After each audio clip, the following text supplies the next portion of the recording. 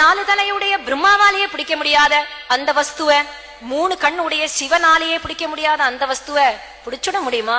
அந்த ஹரிய பிடிச்சுட முடியுமா? நாமா ஒரு சாதனை பண்ணி பிடிக்கணும்னா பிடிக்க முடியாதா?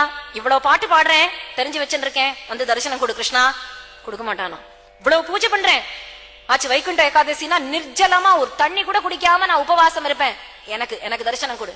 வரமாட்டானோ? கிருஷ்ணா என்னால முடியலையே, உன்னை பிடிக்க முடியலையே அப்படின்னு கைய விரிச்சு ஒரு பொட்டு கண்ணீர் விட்டா வந்து நிப்பானா.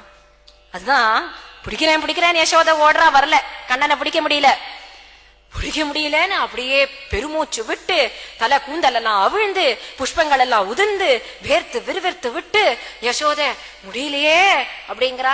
கண்ணன் தானே வந்து கிடைச்சு விட்டானா. அம்மா பிடி அப்படின்னு தானே வந்து நையாண்டி பண்ணிண்டு அம்மா கையில அகப்பட்டுனுட்டான்.